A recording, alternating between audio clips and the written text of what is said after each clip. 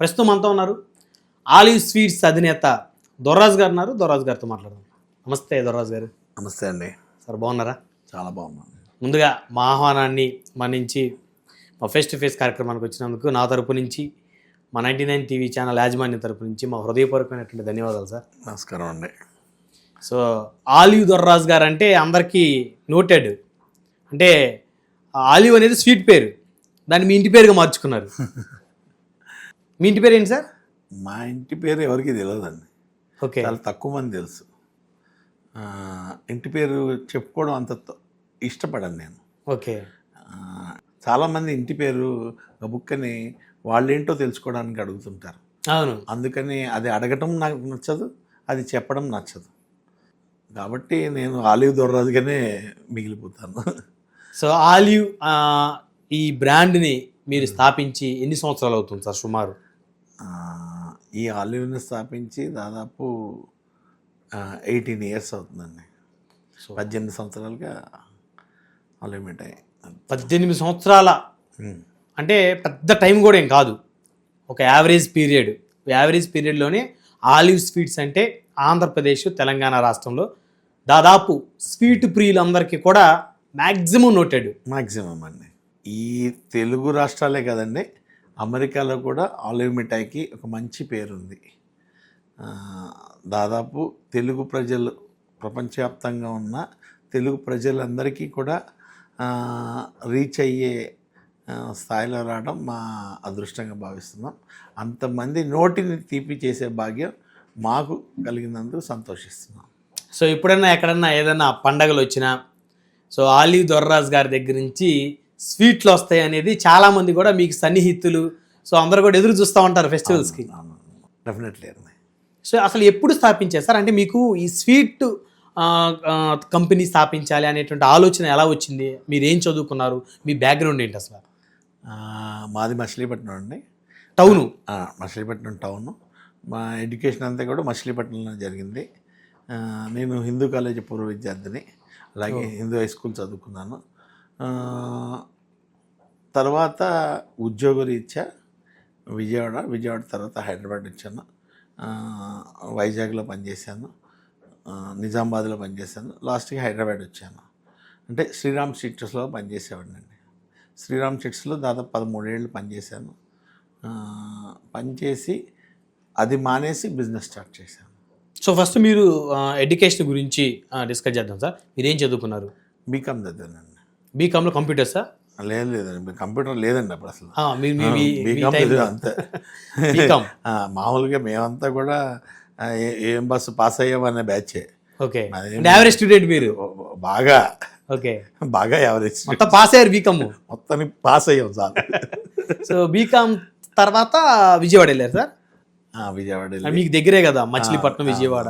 విజయవాడ వెళ్ళి విజయవాడలో ఒక కంప్యూటర్ కంపెనీలో పనిచేసాం. Computer company? ఇన్స్టిట్యూట్లో పనిచేసాం మార్కెటింగ్లో. ఓకే. తర్వాత వైజాగ్ ట్రాన్స్ఫర్ అయింది. సేమ్ అదే కంపెనీ. అదే కంపెనీలో పనిచేస్తూ శ్రీరామ్ స్ట్రీట్స్లో జాయిన్ అయ్యాను. మా ఫ్రెండ్ ఒక ఆయన జిల్లాని అని ఉన్నాడు, ఆయన నన్ను కంపెనీకి పరిచయం చేశాడు. సో దీనికన్నా అది బెటర్ అనుకుని దాంట్లోకి వెళ్ళి శాలరీ బెటర్ అయి ఉంటుంది. మా శాలరీనే కాదు, కొద్దిగా బాగుండేది. శ్రీరామ్ చిట్స్లో చేయడం అనేది ఒక అదృష్టంగా. అప్పట్లో శ్రీరామ్ చిట్స్ ఎంప్లాయ్ అంటే కొంచెం రిచ్గా చూసేవాళ్ళు కదా సార్? ఇప్పటికైనా మంచి కంపెనీ, మంచి అంటే ఎథికల్ వాల్యూస్ ఉన్న కంపెనీ, అంటే మంచి వాల్యూస్ ఉన్న కంపెనీ. ఆ కంపెనీలో పనిచేయడం నా అదృష్టంగా భావిస్తున్నాను. అలా ఉన్నవాడిని బిజినెస్లోకి మారిపోయాను. ఎన్ని సంవత్సరాలు పనిచేశానండి? 13 ఏళ్ళు పనిచేశాను. చేస్తున్నా కూడా నాకు లాస్ట్లో ఏంటంటే బిజినెస్ మీద ప్రేమ పెరిగిపోయింది. ఏదో ఒకటి మనం స్థాపించాలి, ఏదో ఒకటి చేయాలి. స్వీట్ మీద మాకు చిన్నప్పటి నుంచి ఒక మమకారం ఉండేది. మీరు బాగా తింటారా స్వీట్స్? బాగా బ్రహ్మాండంగా. ఓకే. స్వీట్స్ మీద మమకారం ఉండేది. అంటే బందర్ వాళ్ళు అంటే స్వీట్స్కి బ్రాండ్ అంబాసిడర్గా చూసేవాళ్ళు. హైదరాబాద్ వస్తున్నాం అంటే మీ బందర్ నుంచి బందర్ స్వీట్ అంటారు, బందర్ లడ్డు తెస్తావా, బందర్ హల్వా తెస్తావా అని అడిగేవాళ్ళు. అలా మాకు సాంప్రదాయబద్ధంగా వాటితో కనెక్ట్ అయిపోయాం. సో ఆ విధంగా స్వీట్స్ మీద ప్రేమ ఉండేది. వన్స్ బిజినెస్ అనే పురుగు మెదడులో పుట్టిన తర్వాత అది తొలిచేస్తూ ఉంటుందండి. ఇంకా స్వీట్ బిజినెస్లోనే ఎలా బిజినెస్ చేయాలి, బిజినెస్ చేయాలి, బిజినెస్ చేయాలి. స్వీట్ స్వీట్ బిజినెస్ చేయాలనుకున్నారు. వన్స్ బిజినెస్ చేయాలని డిసైడ్ అయిన తర్వాత ఉద్యోగానికి నేను న్యాయం చేయలేను అని డిసైడ్ అయిపోయా. ఓకే. మన మనసు ఏమో ఎక్కడో స్వీట్ మీద ఉంటుంది, మనిషి ఏమో కంపెనీలో ఉంటాం. సో సో మనిషి ఒక చాట మనసు ఒక చాట నడవదుగా. జస్టిస్ చేయలేమని డిసైడ్ అయిపోయి రిజైన్ చేసి బయటకు వచ్చి. అప్పుడు మీ ఏజ్ ఎంత సార్ మీరు జాబ్ రిజైన్ చేసినప్పుడు? నేను 40 ఇయర్స్ అండి. 40 years అంటే అప్పటికి మీకు మ్యారేజ్ పిల్లలు? మ్యారేజ్, పిల్లలు, ఒక బర్డెన్ ఉంది నాకు అప్పుడు. అండ్ ఫైనాన్షియల్గా కూడా నేను అంత కంఫర్టబుల్ మనిషినే కాదు దట్ టైం. యావరేజ్, చాలా యావరేజ్ పర్సన్, మిడిల్ క్లాస్. అప్పుడు చాలా చిన్న పెట్టుబడి, ఒక 6.5 లక్షలతో మేము మిఠాయి షాప్ పెట్టాము. మీరు రాజీనామా జాబ్ రిజైన్ చేసేటప్పుడు మీ శాలరీ ఎంత సార్? అప్పుడు నాకు మంచి జీతం ఉండేదండి. దాదాపు 50,000 దాకా జీతం. 50,000 18 ఏళ్ల క్రితం. మంచి 5 స్టార్ హోటల్స్ ఎక్కడికన్నా వెళ్తే మార్కెటింగ్ హెడ్, అంటే ఆంధ్ర తెలంగాణ కలిపి మార్కెటింగ్ హెడ్, ప్లస్ పెట్రోల్ ఇచ్చేవాళ్ళు, ఫ్లైట్ ఖర్చులు ఇచ్చేవాళ్ళు. కంపెనీ బాగా చూసుకునేది. మనకే బయటకు వచ్చేసాం. సో 2005 ఆ టైంలో 50,000 సాలరీ. నేను మా అంటున్నాను అంటే మా అమ్మ నాన్న గొడవ పెట్టారు, బిజినెస్ వద్దు, నువ్వు ఉద్యోగం చేసుకో, మంచి జీతం, హ్యాపీగా ఉన్నావు, మంచి కంపెనీ ఉండు అన్నారు. బట్ నాకైతే బిజినెస్ చేయాలని ఉంది. By the God grace my wife encouraged me. Okay. Missus నన్ను ఎంకరేజ్ చేసింది and she supported me lot. So ఇబ్బంది లేదు, జాబ్ వదిలేసేయండి మీరు వచ్చేసింది, నిలబడాం. అలాగే బిజినెస్లో కూడా ఆవిడ ఈ రోజుకి కిచెన్ చూసుకుంటుంది. ఓ, ఇప్పుడు కూడా కిచెన్ మేనేజ్మెంట్ మొత్తం ఆవిడే చేస్తుంది. సో ఆవిడ ఉంది కాబట్టి మనకి సపోర్ట్ అయ్యింది, బిజినెస్లో నిలబడగలిగాం, చేయగలిగాం. సో ఫస్ట్ బ్రాంచ్ ఎక్కడ పెట్టారు సార్? ఫస్ట్ బ్రాంచ్ కేపీహెచ్బిలో ఒక 80 square feet అండి, 80 అడుగుల షాపు. అంటే మీకు మేము షాప్ లోపలికి వెళ్ళాలంటే కౌంటర్లు బయటికి తీయాలి. షట్టర్ పైకి ఎత్తిన తర్వాత కౌంటర్లను బయటకు లాగేవాళ్ళు, లాగితేనే మేము లోపలికి వెళ్ళగలిగే జాగా దొరికేది. అంతే కదా మరి, చాలా చిన్న షాప్, 80 square feet. ఈ రోజున మా షాప్స్ అన్నీ కలిపి 80,000 square feet మించి ఉంటాయి. 80,000 square feet మా షాపులు కానీ మా కిచెన్ కానీ. సో 80 to 80,000 square feetకి ఆలివ్ మిఠాయి విస్తరించగలిగింది. అంటే మేము వ్యాపారం పెట్టేటప్పుడు ఏ నినాదంతో ప్రజల్లోకి వెళ్ళాలి అని ఒకే మదన పడేవాడిని. అప్పటికే శుచిగల మిఠాయిలు అనే పదం ఉంది, రుచిగల మిఠాయిలు అనే పదం ఉంది. వీటన్నిటికీ భిన్నంగా వెళ్ళాలనే ఉద్దేశంతో నిజాయితీ గల మిఠాయిలు అనే కాన్సెప్ట్తో ప్రజల్లోకి నేను వెళ్ళడం జరిగింది. ప్రజలు ఆ పదాన్ని మా మిఠాయి ద్వారా అర్థం చేసుకున్నారు. నిజాయితీ అంటే మిఠాయిలో నిజాయితీ ఏంటి, ఎవరికైనా వినడానికి ఆశ్చర్యంగా ఉంటుంది. సో మా దాంట్లో అంటే క్వాలిటీ, ఇంగ్రీడియంట్స్, వాడే విధానం, క్వాంటిటీ, క్వాలిటీ ఎక్కడ రాజీపల్లా అన్ని చూసి ప్రజలు మమ్మల్ని ఆదరించారు. ఈ రోజున చెప్పాలంటే కూకట్పల్లిలో మీకు ప్రతి ఇంట్లో కూడా ఆలివ్ మిఠాయి ఉంటుంది. అవును, కూకట్పల్లిలో మా ఎక్కువ బ్రాంచెస్ ఉన్నాయి. అలాగే ఈరోజు నగరం అంతా కూడా మా బ్రాంచెస్ ఉన్నాయి. ఈరోజు నగరంలోనే కాదు, తెలుగు రాష్ట్రాలు మొత్తానికి మా మిఠాయిలు వెళ్తూనే ఉంటాయి. విజయవాడ, బందరు, వ్యాప్తంగా అమెరికాకి రోజు మా మిఠాయిలు వెళ్తూనే ఉంటాయి. ఏపీలో కూడా ఉన్నాయి సార్ బ్రాంచ్లో? ఏపీలో బ్రాంచ్లు లేవు, బట్ ఇక్కడ డెలివరీ చేస్తారు, వెళ్తాయి. ఓవరాల్గా ఎంతమంది ఎంప్లాయీస్ ఉన్నారు సార్ మీ దగ్గర? మా దగ్గర 380 మంది ఎంప్లాయీస్ ఉన్నారు. 380 మంది ఎంప్లాయీస్ ఉన్నారు. దీపావళి అప్పుడు ఇంకొక 150-200 మంది హైర్ చేస్తాం. సో అప్పటికప్పటికి ఒక 1 month, ఎందుకంటే దీపావళికి ఎక్కువ స్వీట్స్ అందరూ అన్ని కంపెనీల వాళ్ళు తీసుకొని ఎంప్లాయీస్కి డిస్ట్రిబ్యూషన్ చేస్తారు కదా. అలాగే ఎంప్లాయీస్ విధానంలో కూడా చాలా మంచి ప్రమాణాలు పాటిస్తాం మేము.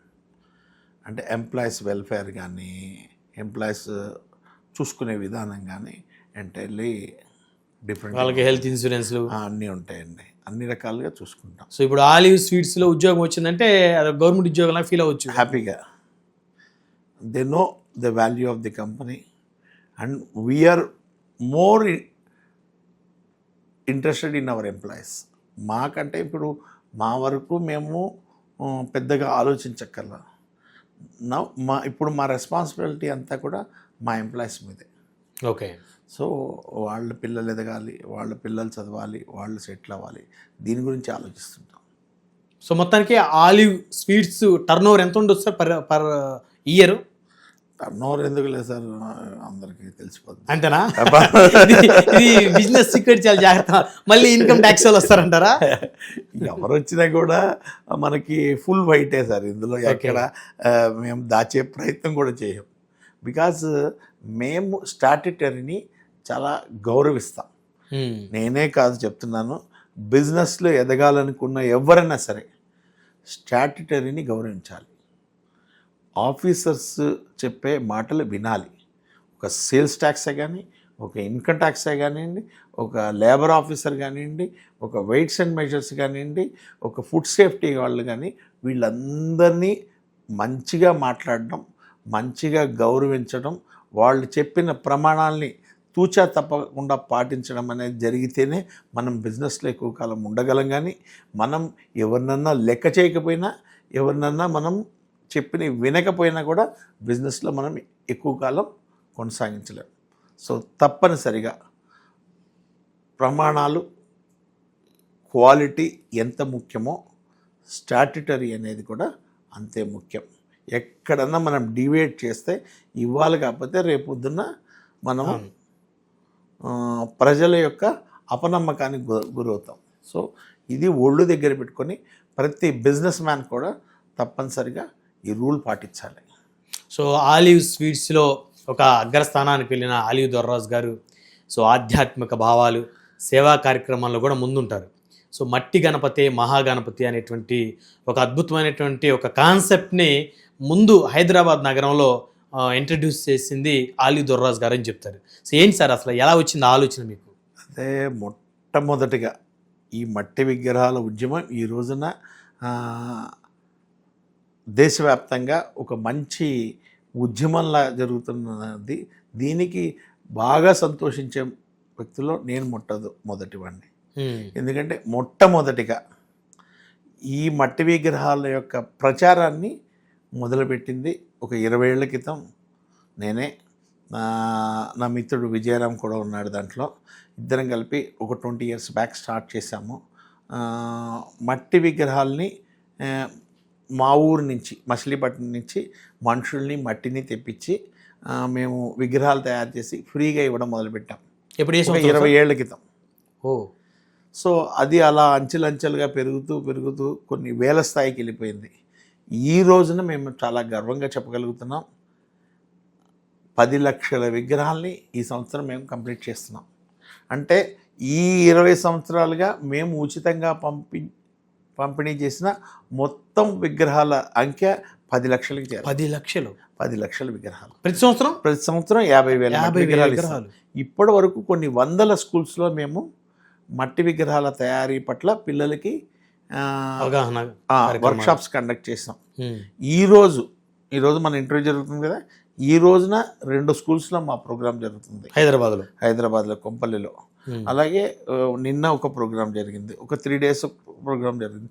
ఇవాళ నుంచి రోజుకి 2 చొప్పున వరుసనే వినాయక చవితి దాకా షెడ్యూల్ ఉంది. సో ఇట్లా పిల్లలకి వర్క్షాప్స్ కండక్ట్ చేస్తూ వాళ్ళకి అవేర్నెస్ క్రియేట్ చేసుకుంటూ వచ్చాము. దాని యొక్క ఇంపాక్టే ఈ రోజున ఇంత బాగా ఉంది. అంటే గతంతో పోలిస్తే మేము ఈ ఉద్యమం మొదలుపెట్టినప్పుడు 90% ఇళ్లలో ప్లాస్టర్ ఆఫ్ ప్యారిస్ విగ్రహాలు పూజించేవాళ్ళు. అవును. 10% మాత్రమే మట్టి విగ్రహాలను పూజించేవాళ్ళు. ఈ రోజున అది రివర్స్ అయిపోయింది. 90% ఇళ్లలో మట్టి విగ్రహాలను పూజిస్తున్నారు. కేవలం 10% మంది మాత్రమే ప్లాస్టర్ ఆఫ్ ప్యారిస్ విగ్రహాలని పూజిస్తున్నారు. సో ఇది ఒక గొప్ప మార్పు అని చెప్పచ్చు. ఇది కాకుండా మండపాల్లో సైతం మార్పు తీసుకురావడానికి భారీ విగ్రహాలని కూడా మట్టివి నెలకొల్పడాన్ని మేము 20 ఏళ్ల క్రితమే పెట్టి చూపించాము. దాన్ని విజయవంతంగా తీసుకెళ్లి హుస్సేన్ సాగర్లో నిమజ్జనం చేశాం. సో అప్పటి నుంచి పెద్ద విగ్రహాల వైపు ఆలోచన కూడా మారింది. అలాగే పెద్ద విగ్రహాల తయారీదారులను మాట్లాడి వాటిని ఎక్కువగా అందుబాటులో తీసుకురావడం వల్ల మండపాల్లో సైతం మంచి మార్పే వచ్చింది. ఇప్పుడు అపార్ట్మెంట్ అసోసియేషన్స్ అన్నీ కూడా బాగా స్పందించి ప్రతి అపార్ట్మెంట్ అసోసియేషన్ కూడా ఈ రోజున మట్టి విగ్రహాలని వాడుతున్నాయి. ఒకవేళ వాళ్ళు కనుక కలర్ విగ్రహాన్ని తీసుకొస్తే అక్కడ ఉన్న పిల్లలు ఊరుకునే పరిస్థితుల్లో లేరు. సో అది మనం ఉద్యమానికి మొదటిగా మాకు సహకరించినటువంటి వాళ్ళు ఎవరన్నా ఉన్నారంటే అది పిల్లలే.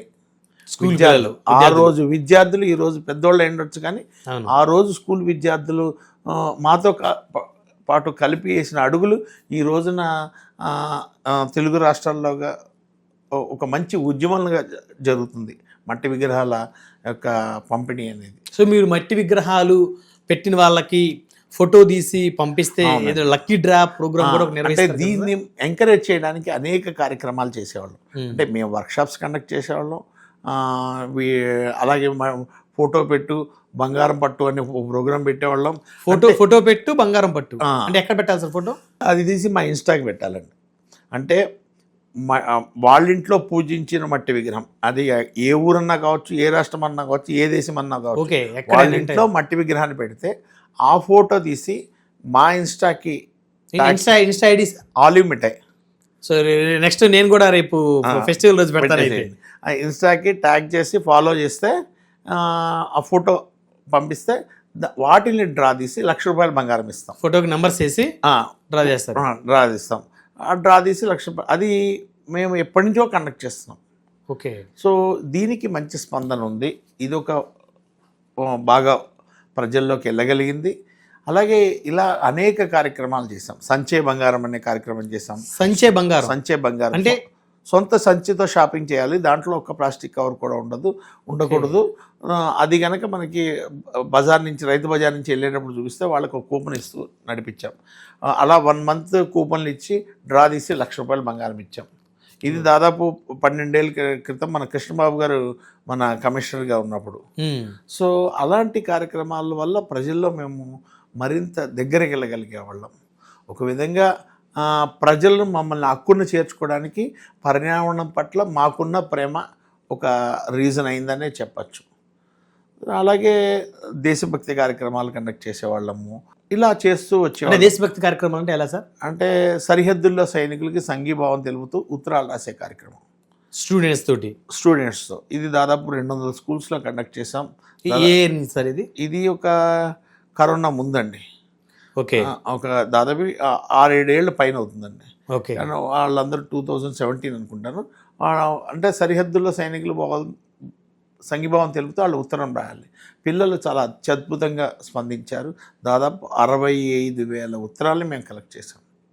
ఓకే. 65,000 physical letters.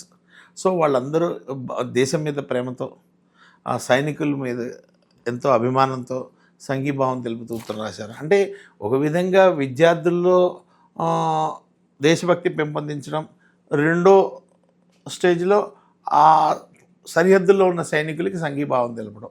సో ఇది ఒక అద్భుతమైన కార్యక్రమం. దీని ద్వారా కూడా దేశభక్తి పట్ల అవగాహన కార్యక్రమాలు, అలాగే విద్య కోసం ఎంతో కార్యక్రమాలు కండక్ట్ చేశాం. ఇప్పుడు కండక్ట్ చేస్తూనే ఉన్నాం. ప్రతి ఆదివారం సాయంత్రం 5 గంటలకి మిషన్ 10th క్లాస్ అని ఒక ప్రోగ్రాం జూమ్ మీటింగ్ ద్వారా జాయిన్ అవ్వచ్చు. అంటే 10వ తరగతి చదువుతున్న విద్యార్థులందరూ, 2 రాష్ట్రాల్లో ఉన్న 10వ తరగతి చదువుతున్న విద్యార్థులందరూ ఈ కార్యక్రమంలో పాల్గొవచ్చు. మిషన్ 10th క్లాస్ అని జూమ్ మీటింగ్ జరుగుతుంది. అంటే ఏంటి సార్ కాన్సెప్ట్ ఏంటి? ఇప్పుడు వైజాగ్ ఉంది, ఎక్కడో అరకులో మారుమూల గ్రామంలో ఒక పిల్లోడు ఉన్నాడు. అలాగే ఇక్కడ ఆదిలాబాద్ డిస్ట్రిక్ట్లో ఎక్కడో మారుమూల గ్రామంలో ఒక పిల్లోడు ఉన్నాడు, 10th క్లాస్ అవుతున్నాడు. వాడికి ఒక మెరుగైన మేలైన సమాచారం అందదు, ఒక సలహా అందదు. ఈ కార్యక్రమంలో ఏంటంటే ప్రపంచవ్యాప్తంగా ఉన్న వివిధ విద్యా రంగాల్లో అత్యంత అపారమైన అనుభవం సాధించిన subject experts, psychology experts, educational experts వచ్చి ప్రతి వారం మాట్లాడుతూ ఉంటారు. ప్రతి ఆదివారం సాయంత్రం 5 గంటలకి. మొన్న వారం కూడా జరిగింది. ఎంతమంది పిల్లలు జాయిన్ అవుతారు సార్? దీంట్లో కొన్ని 100 మంది పిల్లలు వచ్చి జాయిన్ అవుతారు. సో వాళ్ళకి ఏదైనా డౌట్ ఉంటే అడగచ్చు. 1 hour సెషన్ జరుగుతుంది. 1 hour సెషన్ జరిగిన తర్వాత క్వశ్చన్ అండ్ ఆన్సర్ టైం ఇస్తాము. ఆ క్వశ్చన్లో ఆ పిల్లలు ఆ సబ్జెక్టుకి సంబంధించిందని అడగచ్చు, జనరిక్ సబ్జెక్ట్ అన్న అడగచ్చు. అడిగితే వాళ్ళకి మంచి సమాధానం దొరుకుతుంది. అంటే ఇది ఏంటంటే అండి, చాలామంది ఊళ్ళల్లో ఉండే పిల్లలకి సరైన సలహా ఇచ్చేవాళ్ళు లేక, సరైన గైడెన్స్ ఇచ్చేవాళ్ళు లేక, వాళ్ళ యొక్క అనాలోచిత చర్యలు అనకూడదు, వాళ్ళకి ల్యాక్ ఆఫ్ నాలెడ్జ్ వల్ల, మారుమూల ప్రాంతాలు వాళ్ళ ల్యాక్ ఆఫ్ నాలెడ్జ్ వల్ల సరైన నిర్ణయాలు తీసుకోలేకపోవడం వల్ల వాళ్ళు సాధించాల్సిన విజయాల కంటే తక్కువ వాటికి పరిమితం అవ్వాల్సి వస్తుంది. సో వాళ్ళకి గైడ్ చేయటం. వాళ్ళకి మెరుగైన సమాచారం అందించాలి, వాళ్ళకి మెరుగైన సలహా అందించాలని చేస్తున్న ప్రయత్నం. కాబట్టి 2 రాష్ట్రాల్లో ఉన్న తెలుగు విద్యార్థులందరూ ఈ కార్యక్రమంలో హ్యాపీగా పాల్గొవచ్చు. మంచి సమాచారం ఇస్తున్నాం. అలాగే ఊరు వెళ్తారా మీరు? పుట్టినూరు అప్పుడప్పుడు వెళ్తారా? మా ఊర్లో మచిలీపట్నంలో నేను గత 14 సంవత్సరాలుగా మిషన్ 10th క్లాస్ ప్రోగ్రామ్ అని కండక్ట్ చేస్తున్నాను.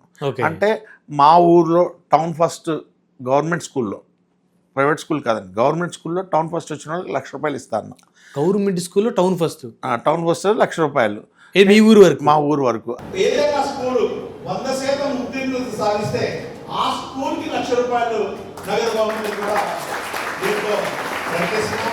అది నేను 14 సంవత్సరాల క్రితం మొదలుపెట్టినప్పుడు ₹1,00,000 ఇస్తాడా లేదా అనుకున్నారు. ఫస్ట్ 1 సంవత్సరం ఒకటికి ఇచ్చిన తర్వాత నన్ను నమ్మడం మొదలెట్టారు.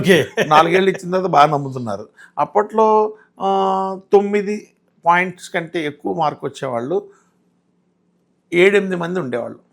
బట్ ఈ రోజున 9.8 అబోవ్ మార్క్ పర్సంటేజ్ చూసుకుంటే 70-80 మంది అయిపోయారు. అంటే భారీ మార్పు వచ్చింది. అవును. మన లక్ష్యం ఏంటంటే ఈ ప్రయత్నంలో ఏది నేను ₹1,00,000 సాధించాలి అనే ప్రయత్నంలో అనేక మంది 9.8 అబోవ్ మార్క్స్ దాటేస్తారు. అదే మాకు సక్సెస్. ఒక మనిషికి 1,00,000 ఇచ్చింది నాకు హ్యాపీ కాదు, ఎంతమంది 9 నెంబర్ దాటారు అనేది నాకు హ్యాపీనెస్ ఇస్తుంది. Okay. So that is the great magic in that concept. So చాలామంది బాగా చదువుకుంటున్నారు, చాలామంది మంచిగా రాణిస్తున్నారు. అలాగే ఈచ్ స్కూల్ టాపర్కి ఒక 10,000 ఇస్తాను. దానివల్ల ఏమంటే ఆ స్కూల్స్ అన్ని మోటివేట్ అవుతాయి. మచిలీపట్నం టౌన్లో ఉన్నటువంటి ప్రతి గవర్నమెంట్ స్కూల్. అలాగే ఒక 5 ఏళ్ళుగా కూకట్పల్లిలో కూడా చేస్తున్నాను. కూకట్పల్లిలో 14 స్కూల్స్ ఉన్నాయని గవర్నమెంట్, వాటికి కూడా ఈ ప్రోగ్రామ్ కండక్ట్ చేస్తున్నాను. మిషన్ 10th క్లాస్ అనే ప్రోగ్రామ్. అంటే ప్రతి స్కూల్లో 10 మందిని సెలెక్ట్ చేసి ఈ 140 మందికి స్పెషల్ డ్రైవ్ నడిపిస్తాం. దీంట్లో టీచర్ల పాత్ర చాలా ముఖ్యమైనది. కూకట్పల్లిలో స్కూల్లో ఉన్న టీచర్స్ అందరూ కూడా హ్యాట్స్ ఆఫ్ చెప్పాలి. చాలా కమిటెడ్గా వాళ్ళ పిల్లలకి ₹1,00,000 రావాలని వాళ్ళు ఎంతో ప్రయత్నం చేస్తారు. ఈ మొత్తం ప్రయత్నంలో వాళ్ళకు కూడా గతంలో 10 మంది కూడా ఉండేవాళ్ళు కాదు. ఇది 9.10 అబోవ్ వాళ్ళు. ఈ రోజున దాదాపు 90-100 మంది 9 అబోవ్కి వస్తున్నారు. So great success. బాగా చదువుకుంటున్నారు పిల్లలు. అలాగే ఈచ్ స్కూల్ టాపర్కి 10,000 ఇస్తాం. అంటే ప్రతి స్కూల్లో కూడా ఆ మోటివేషన్ ఉండాలనే ఉద్దేశంతో ఒక 10,000 ఇస్తాం. అలాగే 10 out of 10 ఎంతమందికి వస్తే అంతమందికి ₹1,00,000 ఇస్తాం. ఇదే కాకుండా ఈ సంవత్సరం కొత్తగా మిషన్ 10th క్లాస్ ప్రమోట్ చేయడం కోసం 2 రాష్ట్రాల్లో టాపర్ 600కి 600 వచ్చింది ఒక కాకినాడ పాపకి. ఆ పాపకి ₹1,00,000 ఇచ్చాం. తెలంగాణలో గవర్నమెంట్ స్కూల్ టాపరు ₹1,00,000 ఇచ్చాం. ఆంధ్రాలో టాపరు ₹1,00,000 ఇచ్చాం. Government school topper. ఈ ముగ్గురికి 3 లక్షలే కాకుండా మా ఊర్లో టాపర్కి 1,00,000 ఇస్తున్నాం. ఇక్కడ కూకట్పల్లి టాపర్కి 1,00,000 ఎవ్రీ ఇయర్. ఇవి ఎవ్రీ ఇయర్ ఇస్తున్నాం. ఈ సంవత్సరం ₹5,00,000 మిషన్ 10th క్లాస్ తరఫున ప్రైజెస్కి ఇవ్వడం జరిగింది. ఇదంతా దేనికి చేస్తున్నామంటే మిషన్ 10th క్లాస్ వల్ల కొన్ని స్కూల్స్ పర్సంటేజ్లు మారుతాయి. కొన్ని వందల మంది విద్యార్థులు యాక్టివ్గా డైలీ స్కూల్కి వెళ్తారు, పార్టిసిపేట్ చేస్తారు. వాళ్ళకి ఆ ఫోకస్ పెరగాలి, వాళ్ళకి ఆ ఇంట్రెస్ట్ పెరగాలి. దానికోసం ఇలాంటి వాళ్ళు ఎంకరేజ్ చేస్తూ ఉంటే సొసైటీలో అలాంటి స్టూడెంట్స్ ఇంకా ఎక్కువ మంది తయారవుతూ ఉంటారు. అంటే ఇది కనుక మనము బాగా ఫోకస్ పెట్టగలిగితే ఒక 10-15 సంవత్సరాలకి ఆంధ్రప్రదేశ్లో అద్భుతమైనటువంటి ఫలితాలు సాధించగలం. ఈ రోజున మీరు దేశవ్యాప్తంగా తీసుకోండి, హైయెస్ట్ IAS IPSలు వచ్చేది మన బీహార్ నుంచే. అసలు ఎడ్యుకేషన్ లేని రాష్ట్రం ఏదన్నా ఉందంటే బీహార్. మరి అక్కడి నుంచి అంత క్రీమ్ ఎలా పుట్టుకొస్తున్నారు? కసి కొద్దీ చదువుతారు వాళ్ళు. వాళ్ళ టార్గెట్ IAS అవ్వాలనే ఒక లక్ష్యంతో చదువుతారు. అదే లక్ష్యం మన తెలుగు రాష్ట్రాలు కూడా తీసుకొని బాగా కష్టపడి పనిచేయగలిగితే ఆ బీజం 10th క్లాస్లో ఉండగానే వాడి మైండ్లో పడిపోవాలి, నేను IAS అవ్వాలి, నేను IPS అవ్వాలని. అలా కనుక మనం ప్రయత్నం చేస్తే దేశాన్ని మనం మార్చలేకపోవచ్చు, రాష్ట్రాన్ని మనం మార్చలేకపోవచ్చు, లేకపోతే మన ఊరిని మనం మార్చలేకపోవచ్చు, కనీసం మన స్కూళ్ళన్నా మనం మార్చగలిగితే డెఫినెట్గా మంచి ఫలితాలు వస్తాయి. ఇట్లా ప్రతి స్కూల్ విద్యార్థి నా స్కూల్లో రావాలని ప్రయత్నం చేయాలి. ప్రతి టీచరు నా పిల్లలు రావాలని ట్రై చేయాలి. ఇట్లా కమిటెడ్గా పనిచేసే టీచర్లు నేను చాలామందిని చూశాను. వాళ్ళ కమిట్మెంట్ ముందు మా commitment nothing. So public service అంటే స్టూడెంట్స్కి మీరు పారితోషికం వాళ్ళకి ఇవ్వటం, ఎంకరేజ్ చేయడం కానీ, లేకపోతే ఇంకా సేవా కార్యక్రమాలు మీ సంపాదనలో ఒక 10% ఖర్చు పెడతారు సార్? ఈజీగా ఉంటుంది. ఈజీగా. సో మీ ఇంట్లో ఎవరు అబ్జెక్షన్ చెప్పరా? అంటే నేను ఇచ్చే క్యాష్ రివార్డులు కానీ, క్యాష్ హెల్ప్లు కానీ, పిల్లలకి ఇచ్చే స్కాలర్షిప్లు కానీ అన్నీ మా ఆవిడకి పూర్తిగా తెలుసు. ఆవిడ కూడా ఎక్కడ అబ్జెక్ట్ చేయదు. ఎడ్యుకేషన్కి దానం చేస్తా అంటే ఇప్పుడు కాదు, నేను ఎప్పుడో 20 ఏళ్ల క్రితం చేసినప్పుడే ఆవిడ ఏమనలేదు. సో మీరు అసలు కెరీర్ స్టార్టింగ్ అప్పుడే? నేను సంవత్సరానికి 50,000 విగ్రహాలు పంచుతానంటే ఎంత ఖర్చు అవుతుందండి? అవును, భారీగా ఖర్చు అవుతుంది. ఖచ్చితంగా. అవును, ఇంట్లో విగ్రహం కొనుక్కోవడానికే వేరమాడతాడు. ఆడ 50 రూపాయలు చెప్తే 30 రూపాయలకి ఇస్తామని అడుగుతాం. అవును.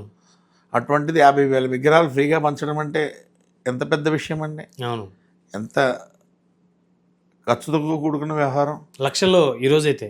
మా ఆవిడ ఇవన్నీ చూస్తూ కామ్గా ఉంటుంది. అది గొప్ప అదృష్టం నాకు. అవును. ఆవిడ ఎంకరేజ్ చేయకపోతే, ఆవిడ సపోర్ట్ చేయకపోతే ఇవన్నీ మనం చేసేవాళ్ళం కాదు. మేడం గారి పేరు సార్? అనితాదేవి అండి. అనితాదేవి.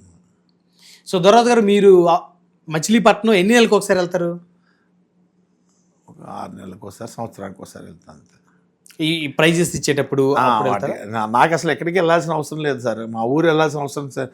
హైదరాబాద్లోనే మా ఊరిని చూస్తాను ఎవ్రీ ఇయర్ జనవరి 26న హైదరాబాద్లో మచిలీపట్నం పూర్వ విద్యార్థుల కలయికని కండక్ట్ చేస్తా. మచిలీపట్నం పూర్వ విద్యార్థుల కలయిక మీతో చదువుకున్న వాళ్ళకా? కాదు, any student, any college, any batch from Machilipatnam. ఇది ఎట్లా? అంతే. అది కాదు సార్, అండ్ నాకు డౌట్. బేసిక్గా పూర్వ విద్యార్థుల కలయిక అంటే ఇప్పుడు మా జనరేషన్, ఇప్పుడు మాకేంటంటే మాతో పాటు మేము పాస్ అవుట్ అయిన ఆ ఇయర్ మేము అందరం కలిసి ఒక 50 మంది 100 మంది ఉంటాము. సో ఒక దగ్గర ఫంక్షన్ హాల్ బుక్ చేసుకోవటం, అక్కడ ఏదో కలవటం, కాసేపు మాట్లాడుకోవడం, భోజనం చేసుకోవడం కాన్సెప్ట్ ఉంటుంది.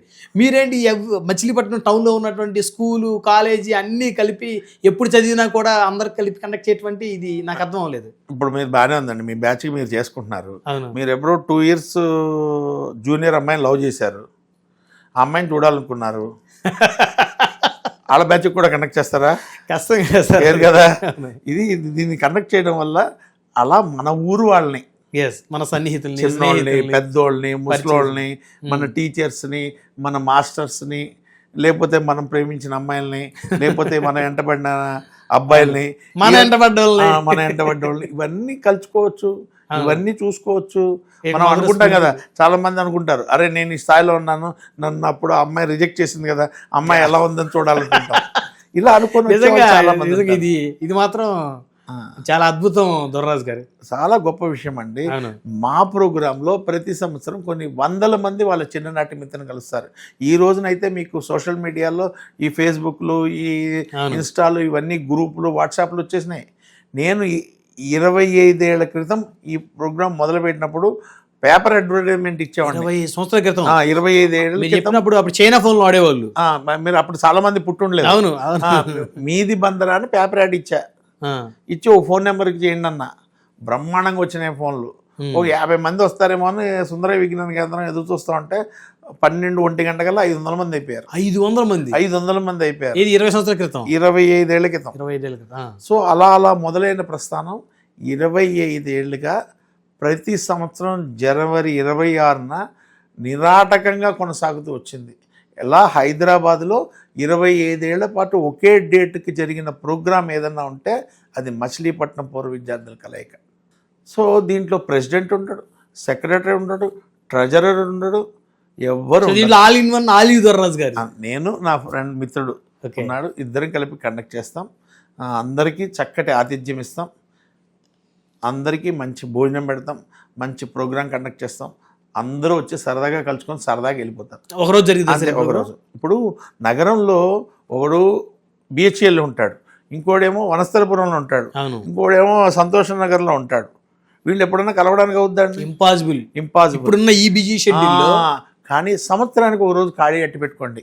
జస్ట్ మీ చిన్ననాటి మిత్రులను కలుసుకునే అవకాశం ఉంది. ఆ ప్రోగ్రాంకి వచ్చిన వాళ్ళందరూ కూడా చాలా చాలా ఎనర్జీతో హ్యాపీగా ఇంటికి వెళ్ళి మళ్ళీ ఎప్పుడు సంవత్సరం వస్తుందా, మళ్ళీ ఎప్పుడు జనవరి 26 వస్తుందా అని ఎదురు చూసి మళ్ళీ ఆ ప్రోగ్రాంకి వచ్చి కలుసుకుంటారు. కొంతమంది మిస్ అవుతూ ఉంటారు. వెళ్ళిపోతూ ఉంటారు. సో గొప్ప అనుభూతి అయితే ఇస్తున్నాం. ప్రతి సంవత్సరం 10 సంవత్సరాల తర్వాత కలిసేవాళ్ళు ఉంటారు, 20 సంవత్సరాల తర్వాత కలిసేవాళ్ళు ఉంటారు, 30 సంవత్సరాల తర్వాత కలిసేవాళ్ళు ఉంటారు. మాకు ఇప్పటివరకు 60 సంవత్సరాల రికార్డుగా ఉండేది.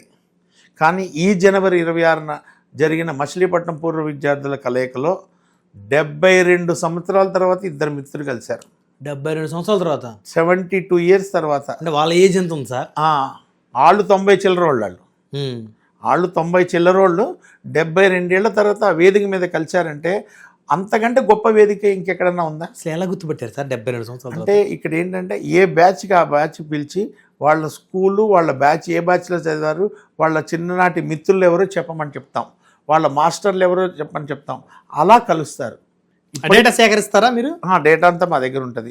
సో అక్కడికక్కడ స్టేజ్ మీద వాళ్ళు ఒకళ్ళనొకళ్ళు గుర్తుపట్టడం, అరే నీ పేరు ఇది కదరా అంటే నీ పేరు ఇది కదరా అని, నిన్ను ఇలా పిలిచేవాడిని కదరా, అలా పిలిచేవాడిని కదరా అని అట్లా కనెక్ట్ అవుతారు. So that is the grace of the event. అంత అత్యద్భుతమైనటువంటి పూర్వ విద్యార్థుల కలయిక అనేది కండక్ట్ చేయడం మా అదృష్టంగా భావిస్తున్నాం. అది కూడా 25 ఏళ్ళుగా. ఎంతమంది వస్తున్నారు సార్ ఇప్పుడు ఎవ్రీ ఇయర్? ఈ జనవరి 26న సిల్వర్ జూబ్లీ సెలబ్రేషన్ అండి. 6,000 మంది అటెండ్ అయ్యారు. 6,000 మంది 6,000 మంది చాలా కంఫర్టబుల్గా అటెండ్ అయ్యారు. ప్రతి ముసలా వాళ్ళు, పెద్దవాళ్ళు ఎక్కడా కూడా ఇబ్బంది పడకుండా వాళ్ళందరికీ ఎస్కాట్స్ని పెడతాం. వాళ్ళందరినీ కూర్చోబెట్టడం, వాళ్ళందరికీ భోజనాన్ని తీసుకెళ్ళడం, తినిపించడం, మళ్ళీ తీసుకొచ్చి సీట్లో కూర్చోబెట్టడం, ఇదంతా కూడా చాలా పగడ్బందీగా జరుగుతుంది. కాదు దొర్రాజు గారు, ఒక రాజకీయ పార్టీ మీటింగ్ లెక్క జరుగుతున్నట్టుగా మీరు చెప్పిన విధానం బ్రహ్మాండంగా జరుగుతుందండి. దీంట్లో మొత్తం ఎవరు ఉండరు. నా మిత్రులు ఒక 5-6 ఉంటారు, మా స్టాఫ్ ఒక 10 మంది ఉంటారు, మొత్తం 15 మంది చాలా కంఫర్టబుల్గా ఈ ప్రోగ్రాం కండక్ట్ చేస్తాం. దీంట్లో అసలు ఎవరి హెల్ప్ ఏది తీసుకోం. సార్ అడుగుతాను అనుకోమాకండి, ఎన్ని లక్షలు ఖర్చు అవుతుంది సార్ ఈ ప్రోగ్రాంకి? బాగానే అవుతుందండి. 6,000 మందికి అన్ని వసతులు, అంటే కంటిన్యూస్ చాయ్, కంటిన్యూస్ బిస్కెట్, పొద్దునుంచి సాయంత్రం 4 గంటల దాకా టీ రన్ అవుతూనే ఉంటుంది, బిస్కెట్లు రన్ అవుతూనే ఉంటాయి. భోజనం మంచి శాస్త్రోక్తమైనటువంటి బందర్ భోజనం పెడతాం. సో దొర్రాజు గారి దగ్గర డబ్బులు మరిన్ని ఉన్నాయి అయితే బాగా. డబ్బులు కాదండి, నాకు ఉంది మనసు. ఎందుకంటే నాకంటే డబ్బులు ఉన్నోళ్ళు, నాకంటే గొప్పోళ్ళు కొన్ని 100,000 మంది ఉన్నారు. సో ఉన్న పంచే గుణం, పెట్టే గుణం ఉండాలిగా. పెట్టే గుణాన్ని భగవంతుడు నాకు ఇచ్చినందుకు భగవంతుడి కృతజ్ఞతలు అంతే. నేను ఇదంతా డబ్బుండి పెడుతున్నానని మీరు అనుకోమాకండి, మనసుండి పెడుతున్నాడు దొరరాదు అనుకోండి. కానీ నాకు ఈ ఎంటైర్ ఎపిసోడ్ ఈ మచిలీపట్నం సంబంధించిన స్కూలు, కాలేజెస్ సంబంధించిన పూర్వ విద్యార్థుల కలయికి సంబంధించి మీరు ఎపిసోడ్ చెప్పాక నాకు మిమ్మల్ని ఒకటి అడుగుదాం అనుకుంటున్నాను. మీరు నిజం చెప్పాలి, దొర్రాజు గారికి కాలేజీ రోజుల్లో ఏమన్నా లవ్ అఫైర్ ఉందా? అంటే మందంతా 1 సైడ్ లవ్ అండి. అది నాకు అనిపించింది. అఫైర్ ఏమీ లేదు నా పొంద. అట్లీస్ట్ ఒక 5-6 అమ్మాయిని ప్రేమించానండి. 5-6 ప్రేమించారు అంటే మనం మామూలుగా మనం ప్రేమించడానికి ఉందండి. వాళ్ళ ఒక్కళ్ళన్నా తిరిగి ప్రేమించారా మిమ్మల్ని? అసలు వాళ్ళకి తెలవదుగా నేను ప్రేమించాను సంగతి. మరి ప్రపోజ్ చేసి ఉండాల్సింది కదా సార్. అంత ధైర్యం ఉంటే ఎక్కడ వచ్చిందండి మనకి. నేను చదువుతున్నప్పుడల్లా క్లాస్లో బాగా చదివిన అమ్మాయిని ప్రేమిస్తూనే వచ్చాను. ఓకే. అప్పటి నుంచే చదువు పట్ల నాకు ప్రేమ ఉంది. క్లాస్లో ఎవరు బాగా చదివితే వాళ్ళని ప్రేమించేవాడిని. ఓకే. కానీ ఎవరికి ఎక్స్ప్రెస్ చేయలేదు? ఎవరికి ఎక్స్ప్రెస్ చేయలేదు. ఆ లోటు ఉండిపోయిందా సార్? ఎవరికొకరికి ఎక్స్ప్రెస్ చేద్దాం చేయలేకపోయాను కాలేజీ రోజుల్లోని?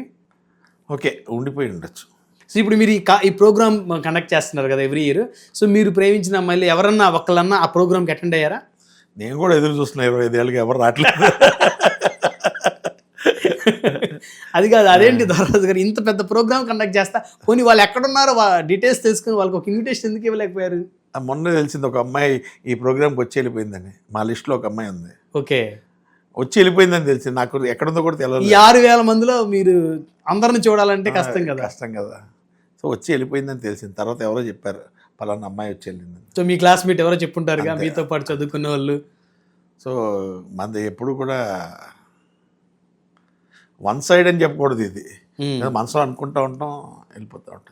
సో ప్రతి మనిషికి ఒక సర్టెన్ ఏజ్ వచ్చిన తర్వాత చదువుకునే రోజుల్లో కొన్ని ఇష్టాలు, కోరికలు ఆ క్షణాన పుడతా ఉంటాయి కాబట్టి సో దానికి మీరే అతిథులు కాదు. అది ఎవడే అతిథులు కాదు. ఎవరికి అతిథులు అని చెప్పుంటే అది అబద్ధం. అవును. అది. సో ఇకపోతే దొరరాజు గారు, రాజకీయాలకు సంబంధించి మచిలీపట్నంలో సో మీ పాత్ర ఏ మేరకు ఉందని అనుకోవచ్చు? నేను రాజకీయాలకి చాలా దూరంగా ఉంటానండి. మచిలీపట్నంలో అసలు నేను వేలు పెట్టను. ఉమ్. ఎందుకంటే నా ఫోకస్ అంతా కూడా ఎడ్యుకేషన్ మీద ఉంటుంది. పిల్లలు బాగా చదువుతున్నారా, వాళ్ళ మార్కులు ఎంత వస్తున్నాయి, వాళ్ళు ఎంతమంది 9.10 అబోవ్ దాటారు, ఎవరికి వస్తుంది రిజల్ట్స్ వస్తుందంటే నాకు టెన్షన్ ఉంటుంది. ఏ స్కూల్ వాడికి వస్తుంది ఉమ్. అంటే దీంట్లో ఛాలెంజ్ చేస్తాం. ఒక్కొక్క స్కూల్ వాడు మా స్కూల్కి వస్తుంది, మా స్కూల్కి వస్తుంది. ఏ స్కూల్ అబ్బాయికి వచ్చింది వెంటనే అబ్బాయికి ఫోన్ చేసి కంగ్రాచులేషన్స్ బాబు, లేకపోతే ఆ పాపకు ఫోన్ చేసి. ఎక్కువ మంది ఆడపిల్లలకి వచ్చిందండి. నేను ఇచ్చిన ప్రైజుల్లో 14 మందిలో ఒకళ్ళు ఇద్దరు మొగోళ్ళు, కానీ మొత్తం అందరూ అమ్మాయిలే. ఈ మధ్య అందరూ ఎక్కువ ఆడపిల్లలు బాగా చదివేస్తున్నారు కదా. ఆడపిల్లలు బాగా చదువుతున్నారండి. అవును. సో గబగబా ఫోన్ చేసి వాళ్ళకి చెప్తే చాలా సంతోషిస్తారండి. ఉమ్. సంతోషిస్తారు. ఈ సంవత్సరం ఒక అమ్మాయికి వచ్చింది, ముస్లిమ్స్ అమ్మాయి. ఉమ్. వాళ్ళ ఫాదర్ చాలా పూర్. ఉమ్. నిజంగా ఆ ఇంట్లో 5-6 ఆడపిల్లలు ఉన్నారు. ఈ పిల్ల కూడా పాపం IIIT వస్తే IIITకి వెళ్ళి ఇంట్లో వాళ్ళు పంపించలేదు. ఉమ్. మళ్ళీ మా ఊర్లోనే కాలేజీలో చేరిపోయింది. అంతే నేను చెప్పేది అదే, lack of guidance, lack of support వల్ల చాలామంది చదువుకున్న వాళ్ళు కూడా ఆగిపోతున్నారు. సో మీ కాన్సెప్ట్ అంతా కూడా ఈ ఎడ్యుకేషన్, సేవా కార్యక్రమాలు, నాకు అసలు ఆధ్యాత్మికం, రాజకీయాలకి నేను పూర్తిగా దూరం. కానీ మచిలీపట్నంలో ఉన్నటువంటి రాజకీయ నాయకులందరూ మీతో ఖచ్చితంగా టచ్లో ఉంటారని నేనైతే అనుకుంటున్నా. ఉంటారండి, మా ఫ్రెండ్స్ ఉంటారు. ఇన్ని కార్యక్రమాలు చేస్తున్నప్పుడు ఖచ్చితంగా అందరూ టచ్లోనే ఉంటారు, అందరూ బాగుంటారు. ఎవరితో విభేదం కానీ ఎవరితో నాకు ఎటువంటి సంబంధాలు, ఎవరో శత్రువులు కాదు మిత్రులు కాదు రాజకీయాల్లో. నా ఎడ్యుకేషన్ ప్రాజెక్ట్ కోసం ఎవరు ఉపయోగపడగినా అది నాకు హెల్పే. వాళ్ళు ఒక మాట పిల్లలకి బాగా చదువుకోండి అని చెప్తే అదే నాకు హెల్ప్. అంతకంటే వాళ్ళ దగ్గర నుంచి ఎవరి దగ్గర నుంచి ఆశించేది ఏమీ లేదు. సో మీరు సినిమాలో ఎవరు ఫ్యాన్స్ సార్? చిరంజీవి గారి ఫ్యాన్స్ని. చిరంజీవి గారి అభిమాని. చిరంజీవి గారిని చిన్నప్పుడు చిరంజీవి గారి సినిమా వస్తుంటే పొద్దున్నే లేచి తలస్నానం చేసేసి ఉన్న వాటిలో మంచి బట్టలు తీసుకుని ఇస్త్రీ బట్ట వేసుకుని వెళ్ళిపోయేవాళ్ళు. అంటే అంత అభిమానంగా ఉండేవాళ్ళు.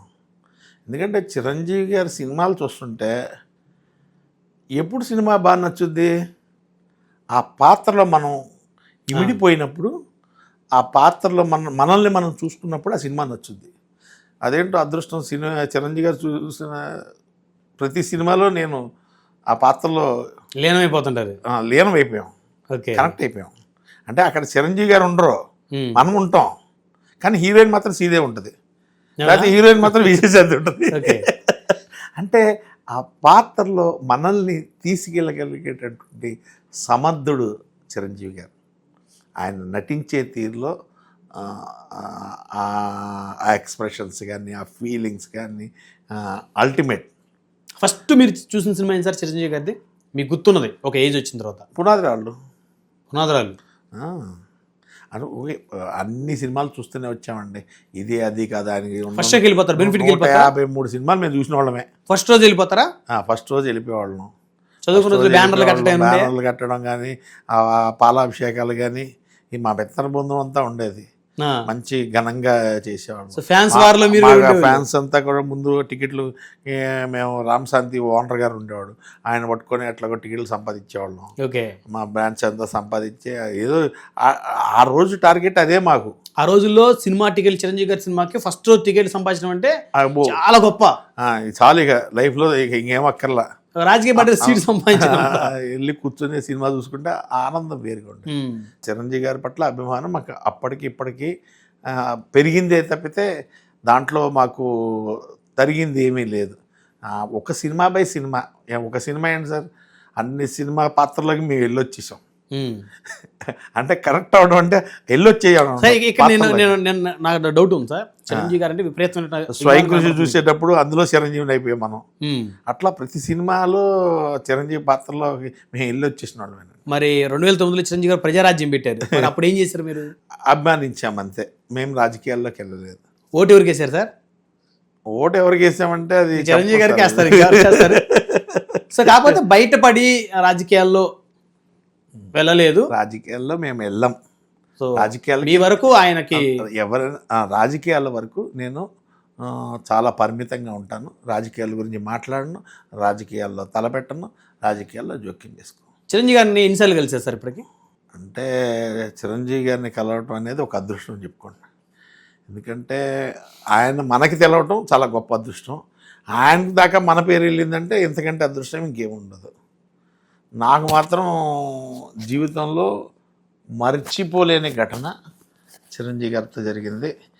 అది నాకు లైఫ్ టైము ఒక ఆస్కార్ అవార్డు వచ్చినట్టే, ఒక నోబెల్ బహుమతి వచ్చినట్టే, ఇంకా అంతకంటే పెద్దవి ఉంటాయి అన్నీ వచ్చినట్టు. ఎప్పుడు ఏ సందర్భంలో సార్, ఏ ఇయర్లో? ఒక 10 ఏళ్ళ క్రితం అండి. ఓకే. ఒక రాఖీ రోజు సాయంత్రం 6 గంటలకి ఒక ఫోన్ వచ్చింది. ఓకే, రాఖీ పండుగ రోజు. రాఖీ పండుగ రోజు. ఆ రోజు మా బిజినెస్ అంతా బాగా జరిగింది, సంతోషంలో ఉన్నాం. 6:30కి ఫోన్ వచ్చింది. చేసిన వాళ్ళు అంటే చిరంజీవి గారు మీతో మాట్లాడతారంటండి, మీకు పలానా నెంబర్ నుంచి ఫోన్ వస్తున్నాను. ఎవరైనా నువ్వు జోకులు వేస్తున్నావు అంటే ఊరుగా అన్నా. లేదు చిరంజీవి గారు మీతో మాట్లాడతానన్నారండి, పలానా ఈ 2 నెంబర్లు ఉంటాయి వెనకాల వస్తుంది అన్నా. ఎలర్ట్ అయిపోయా, కాళ్ళు చేతులు ఆడలేదు. ఫోన్ దగ్గర చూసుకోవాలి, మామూలుగా వణుకుతుంటా. ఛార్జింగ్ ఉందో లేదో, ఆ ఫోన్ సిగ్నల్ ఉందో లేదో, మామూలు ఫోన్లు అయ్యి, ఈ ఫోన్లు కూడా కావయి. సరే ఏమన్నా మామూలు చిరంజీవి గారు చేయడానికి చేతులు వణుకున్నాయి అని బాస్ ఫోన్ చేశారు. ఆ రోజున ఫోన్ చేసి నా గురించి తెలుసుకొని వాకప్ చేసి మరుసటి రోజు పొద్దున్న విల్ జాయిన్ ఫర్ కాఫీ అన్నారు. నిజంగా ఆ రోజు నేను నిద్రపోలేదండి. ఎప్పుడు తెల్లారిద్దా, ఎప్పుడు చిరంజీవి గారితో ఎవరికైనా జరుగుతుంది, జరగదు ఎవరికి. అంతే అంటే అంత ఈజీ కాదు కదా. నేను అప్పటికి మా కూకట్పల్లిలో ఒక ఆర్ఫనైజ్ హోమ్లో 10 ఏళ్ళుగా, అప్పటికే 10 ఏళ్ళుగా ప్రతి సంవత్సరం చిరంజీవి గారి బర్త్డే రోజున నేను స్వీట్లు పంచుతాను. ఓకే, అవి తెలుసా ఆయనకి?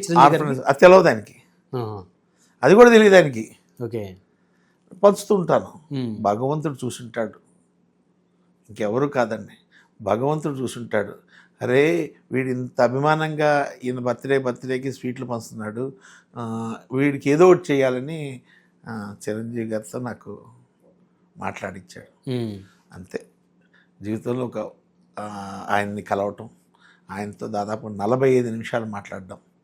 45 నిమిషాల్లో ఆయన మాట్లాడిన 40 నిమిషాలు విద్యార్థులకి నేను చేస్తున్న కార్యక్రమాల పట్ల ఆయన చూపించిన ఇంట్రెస్ట్, ఆయనకి పిల్లల విద్యార్థుల పట్ల చదువు పట్ల ఆయనకున్నటువంటి కమిట్మెంట్ని తెలియజేసింది. నేనే ఆశ్చర్యపోయాను. అంత చక్కగా ఆయన ఎడ్యుకేషన్ మీద ఇంట్రెస్ట్తో మాట్లాడారు, పర్యావరణం పట్ల ప్రేమతో మాట్లాడారు. అంటే నేను చేస్తున్న కార్యక్రమాలన్నీ ఆయనకి తెలిసినాయి. అంటే అసలు మీకు ఫోన్ చేయడానికి ప్రధాన రీజన్ ఏంటి సార్? చిరంజీవి గారు నా గురించి తెలిసిందండి ఆయనకి. ఇతను పర్యావరణం పట్ల చాలా ప్రేమతో ప్రతి సంవత్సరం 50,000 విగ్రహాలు పంచుతాడు, పర్యావరణ హితమైనటువంటి కార్యక్రమాలు ఎన్నో చేస్తాడు, చదువుకునే విద్యార్థులకి ఎంతో సహాయం చేస్తాడు. సో అన్నిటి మించి చిరంజీవి గారి అభిమాని.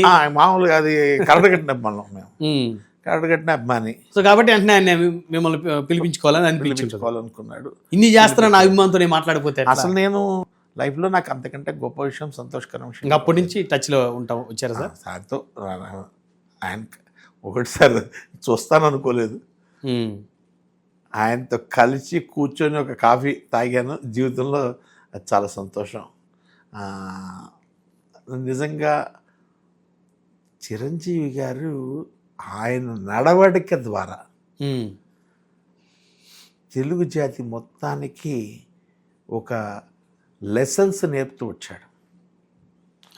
ఎంత ఎదిగినా ఒదిగుండాలనేది చిరంజీవి గారిని చూసి నేర్చుకోవాలి. ఒక భార్యకు భర్తగా ఎలా ఉండాలి అనేది చిరంజీవి గారిని చూసి నేర్చుకోవాలి. ఒక కొడుక్కి తండ్రిగా ఎలా ఉండాలనేది చిరంజీవి గారిని చూసి నేర్చుకోవాలి. ఒక తల్లికి కొడుకుగా ఎలా ఉండాలనేది చిరంజీవి గారిని చూసి నేర్చుకోవాలి. ఒక చెల్లికి అన్నగా ఎలా ఉండాలనేది చిరంజీవి గారిని చూసి నేర్చుకోవాలి. సో ఆయన జీవితంలో అన్ని పాత్రల్లో నటించడమే కాదు, ఆయన నిజ జీవితంలో కూడా అన్ని పాత్రల్లో అంత చక్కగా ఆయన పాత్ర పోషించి దాన్ని మెప్పించి ఒక మెసేజ్ లాగా మనకిస్తాడు. ఆయన బర్త్డే పార్టీకి కేక్ వస్తే చూడండి, ఫస్ట్ ముక్క తీసి వాళ్ళ అమ్మగారి నోట్లో పెడతాడు. అక్కడ భార్య ఉంటుంది, కొడుకుంటాడు, అందరూ ఉంటారు. వాళ్ళందరికంటే ఫస్ట్ ప్రయారిటీ వాళ్ళ మదర్కి ఇస్తాడు. So this is a message to the children and this is the message to the society. ఆయన చూపించేటువంటి తల్లి మీద ప్రేమ అనేది మా అందరికి ఒక మెసేజ్ లాంటిది. సో ఆ విధంగా ఆయన కుటుంబం చూస్తూ కూడా మనం అత్యంత స్ఫూర్తిని పొందొచ్చు. ఏ కష్టం వచ్చినా ఏమొచ్చినా కూడా మనకి చిరంజీవి గారు ఉన్నారని ఒక ధైర్యం ఉంటుంది మాకు. ఆయన మీద మాకు అంత ప్రేమ ఉంటుంది. మేము జీవితంలో ఇంత మంచి విజయాలు సాధించడానికి ఆయన స్ఫూర్తి కారణం. ఆయన అభిమానిస్తూ పెరిగారు. ఆయన అభిమానిస్తూ పెరిగాం. అంతటా ఆయన మనకు ఒక మెసేజ్ పెడితే అంతకంటే గొప్ప ఎలా ఉంటుందండి. అంతే కదా సార్. ఆయనతో టచ్లో ఉండడం అంటే ఒక అదృష్టమే. అది పూర్వజన్మ సుకృతం కింద భావిస్తాం. సో ప్రతి చిరంజీవి గారి పుట్టినరోజు కూడా ఏదో ఒక కార్యక్రమాలు చేస్తూ ఉంటాం. ఏదో కార్యక్రమాలు చేస్తూ ఉంటాం. ఇంకా పండగే మాకు అందరు దసరా దీపావళి పండుగలు ఎలాగొస్తాయో మా జీవితంలో చిరంజీవి గారి బర్త్డే కూడా ఒక పండగే. ఆగస్టు 22. ఆగస్టు 22. సో ఈ ఆగస్టు 22 ఏం చేయబోతున్నారు సార్? ఈ ఆగస్టు 22న సర్ప్రైజ్ చేద్దాం అనుకుంటున్నాను. ముందే చెప్పించేస్తాను నాతో. ఆ రోజే రిలీజ్ అవుద్దా ముందు రిలీజ్ అవుద్దా చెప్పండి. ఆ రోజు రిలీజ్ చేస్తారు. ఆ రోజే రిలీజ్. అంటే ఆయనవి మంచిగా ఉన్న 70 సినిమాల బాక్సులను తయారు చేశాం. ఓకే. అంటే 153లో 70 బెస్ట్ సినిమాలు కలెక్ట్ చేసి ఆ సినిమాలో ఆయన వేషంతో ఉన్న ఫోటోలు ఆ సినిమా టైటిల్తో బాక్సులు తయారు చేస్తాం. 70 బాక్సులు. 70 బాక్సులు స్వీట్స్ పెట్టి ఆ రోజున అందజేస్తాం. అది మేము చేయగలిగింది అంతే. ఓకే. ఏదో మాకు ఇష్టం వచ్చిన రీతిలో మేము పండగ సంబరంగా చేసుకుంటాం. ఇక అభిమానులతో మిఠాయిలు పంచుకోవడం అంటారా, అది ప్రతి సంవత్సరం చిరంజీవి గారి అభిమానులతో చిరంజీవి గారి శ్రేయాభిలాషులతో మిఠాయిలు పంచుకోవడం అనేది అది కూడా మా అదృష్టంగానే భావిస్తున్నాం. రైట్. చివరగా ఆలివ్ దొర్రాజు గారి జీవిత ఆశయం ఏంటి? నాకు ఉన్నది ప్రస్తుతానికి ఎడ్యుకేషన్ నేనండి. పిల్లలు బాగా చదివి మంచి స్థాయికి ఎదిగేటటువంటిది శాశ్వతమైనటువంటి ఒక మెకానిజం డెవలప్ చేయటం. అలాగే helping to the poor children అంటే సమర్థత కలిగి మంచి మార్కులు సాధిస్తూ ఆర్థికంగా సరైన వెసులుబాటు లేని వారిని గుర్తించి వాళ్ళకి తగినంత సహాయం చేయగలిగే ఒక మెకానిజాన్ని తీసుకురావడం అనేది నా జీవితం ఆశయం. అలాగే మా ఎంప్లాయీస్ అందరూ బాగుండాలి, సంస్థతో పాటు సంస్థ ఎంప్లాయీస్ అందరూ బాగుండాలి అని కోరుకుంటా. ఆ రెండే నాకు జీవితం మీద ఆశయం, ఇంకేం లేవండి. ధన్యవాదాలు దొర్రాజు గారు. థ్యాంక్ యూ అండి. Thanks a lot. ఈ రోజున ఈ కార్యక్రమం ద్వారా 99 ప్రేక్షకులందరినీ కలుసుకోవడం నా అదృష్టంగా భావిస్తున్నాను. నాకు ఈ అవకాశాన్ని కల్పించిన 99 టీవీ సిబ్బందికి మరియు యాజమాన్యానికి నా హృదయపూర్వక కృతజ్ఞతలు.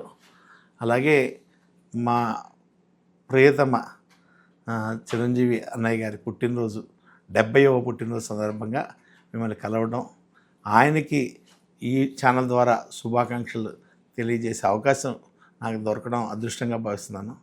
హ్యాపీ బర్త్డే చిరంజీవి అన్నయ్య. మీరు అన్ని భగవంతుడు మీకు ఆయురారోగ్యాలని ప్రసాదించాలని కోరుకుంటున్నాం. Thanks a lot. మరి ఇది చూశారు కదా, భవిష్యత్తులో కూడా ఇటు సమాజానికి అదేవిధంగా అటు విద్యార్థులకి సేవ చేయటమే తన ప్రధానమైనటువంటి లక్ష్యమని, తనకు ఎలాంటి రాజకీయ అజెండా లేవని చెప్తున్నారు ఆలివ్ స్వీట్స్ అధినేత దొర్రాజు గారు. మరొక వారం మరొక అతిథితో మళ్ళీ కలుద్దాం. చూస్తూనే ఉండండి 99 టీవీ.